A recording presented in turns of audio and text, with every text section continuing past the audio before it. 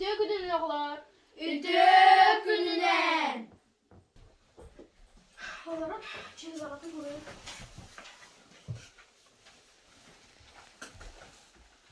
Dere, arbet bak hangi ceda oğlagatın bir etkiliği kınadı. Onun 3 paragrafı arayın.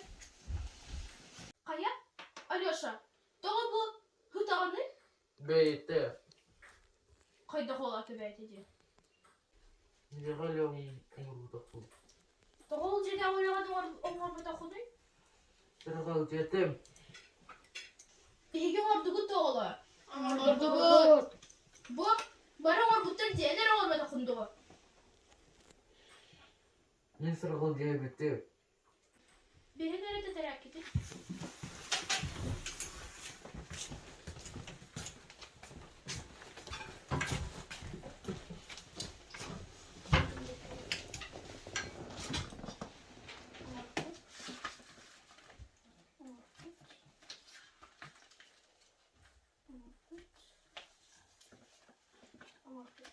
Bana orbutlar ce bu.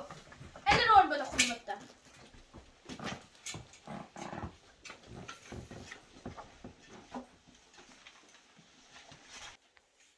Hatta gel beni bir kere kal. Kordura ödü kiye hayda kavara tutma ola. Biri çakır dere.